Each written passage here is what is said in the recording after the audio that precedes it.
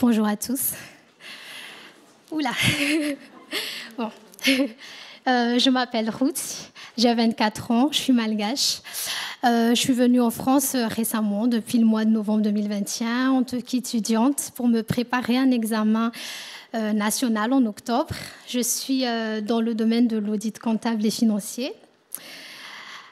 Comme la majorité des Malgaches, j'ai grandi dans une famille chrétienne et comme la majorité de nos proches, de notre entourage et malheureusement des Malgaches, être chrétien signifiait porter de jolis habits chaque dimanche pour fréquenter l'église. Inconsciemment, être chrétien fait partie d'une tradition, d'une habitude. Être chrétien est un héritage. Car les parents, les grands-parents et tous les ancêtres sont chrétiens. En gros, nous naissons chrétiens, comme Rolly venait de dénoncer.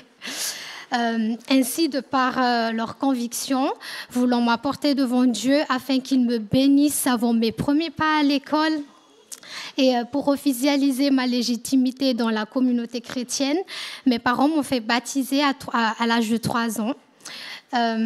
Mes parents se sont engagés devant Dieu et l'Église à être des modèles et à m'éduquer selon la volonté de Dieu, à m'encourager à apprendre et à connaître la Bible.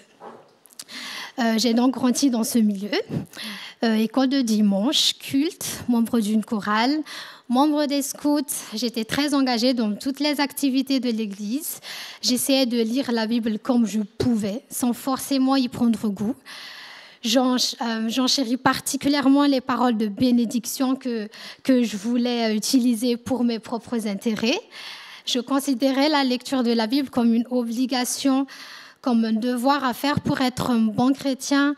Je faisais également tous mes efforts possibles pour être une bonne personne, une bonne chrétienne, afin d'être juste devant Dieu et hériter du paradis.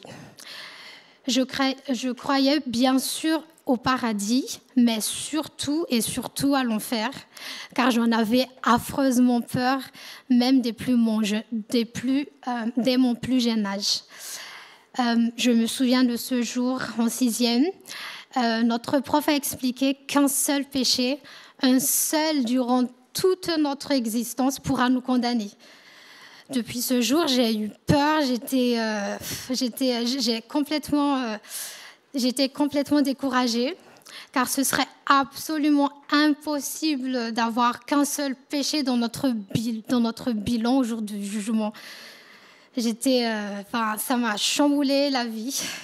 Et je me disais que je devais donc passer mon temps à demander pardon à Dieu et à essayer d'être très sage pour ne plus pécher.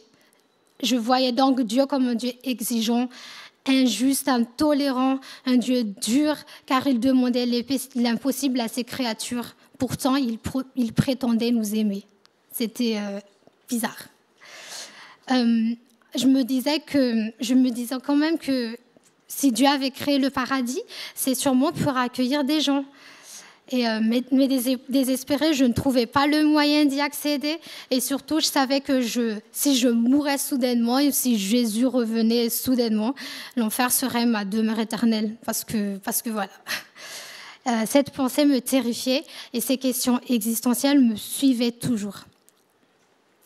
En 2015, j'ai commencé à étudier à l'université à Madagascar. Par amour de la musique, j'ai intégré sans hésitation l'association de la chrétienne de l'université.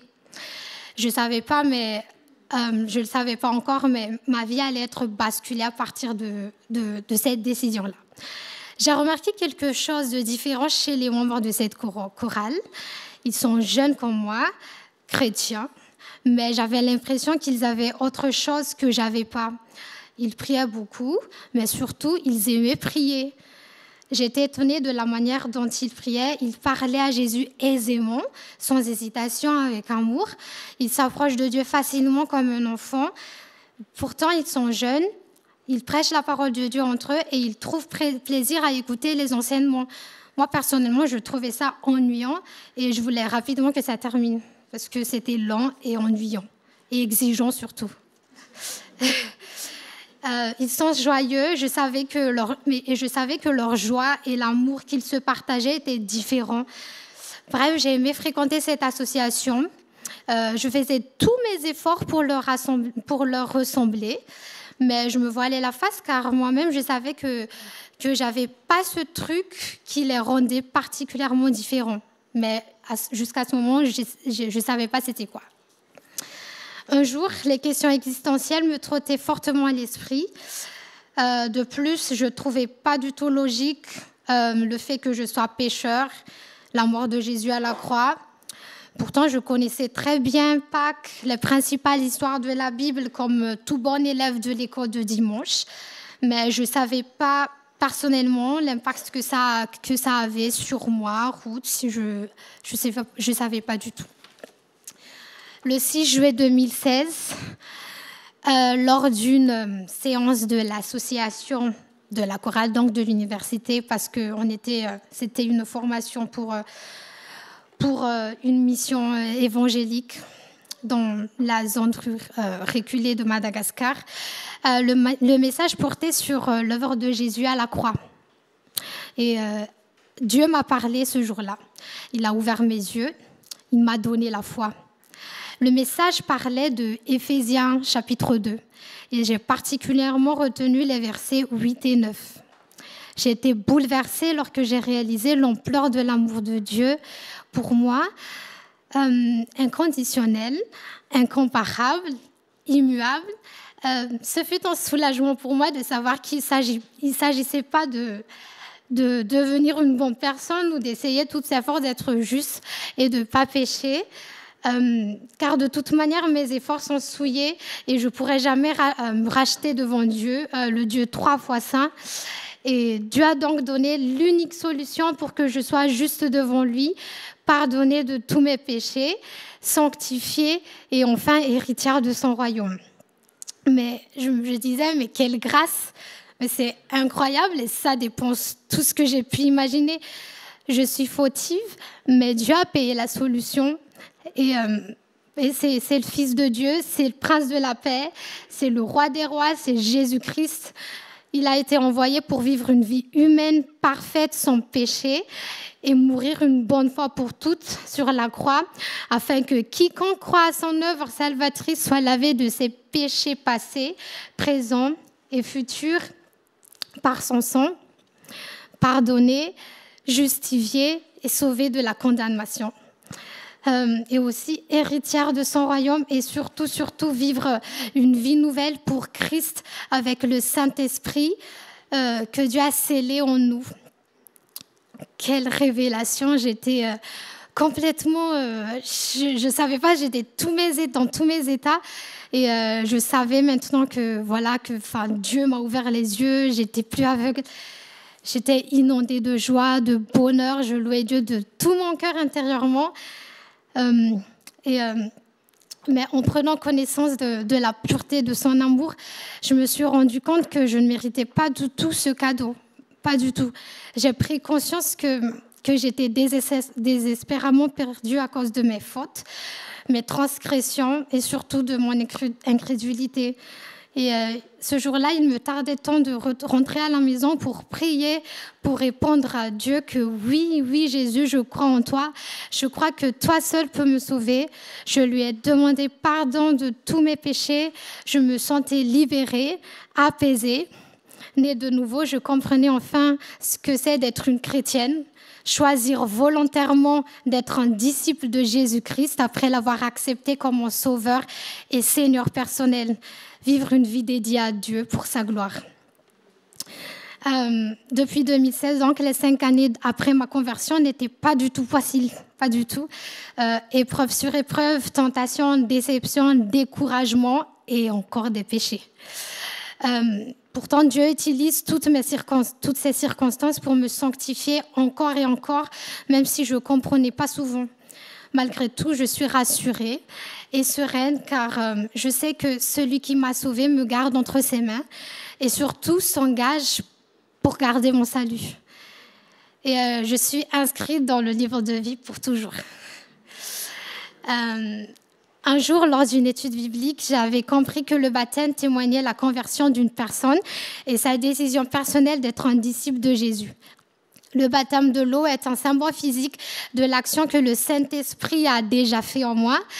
Et depuis ce jour, et pour ces raisons, je voulais me faire baptiser. Pendant la préparation de mon départ pour la France, j'avais à cœur d'intégrer une bonne église pour servir Dieu et son peuple. J'ai donc prié Dieu pour qu'il me dirige là où je devais être et j'ai découvert cette église, ainsi que le groupe des jeunes sur YouTube et via son site internet. Je remercie le Seigneur pour cette communauté avec qui je peux grandir encore et encore dans la foi, le servir ainsi que les autres. Depuis mon arrivée en France, Dieu m'a enseigné et rappelé à travers des dures épreuves qu'il est souverain. Désolée.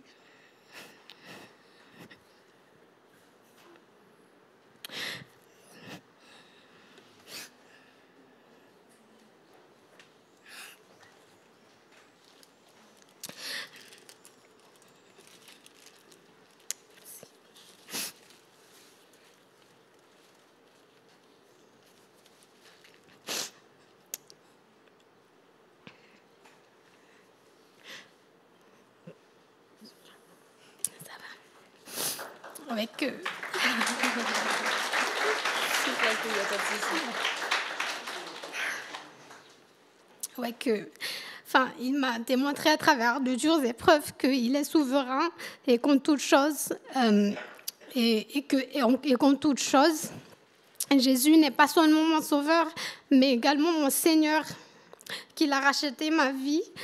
Et la vie en tant que disciple de Jésus n'est pas facile, mais Jésus m'a promis qu'il sera toujours là, présent pour me guider chaque jour. Et ça me rassure entièrement. J'ai compris lors de la prédication du dernier baptême, je ne me souviens plus c'était en quel mois, mais vers le début de l'année, que se faire baptiser est non seulement un symbole de la conversion, mais également un commandement de Jésus pour ses disciples. Et donc convaincue, je me présente aujourd'hui pour être baptisée. Je m'engage à être membre de l'Église locale, étant déjà membre de l'Église universelle, pour servir et m'engager pour le corps du Christ. Voilà.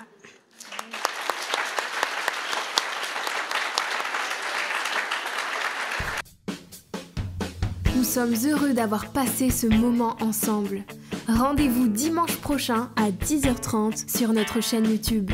Pour mieux connaître notre église, visitez notre site www.ecegrenoble.fr.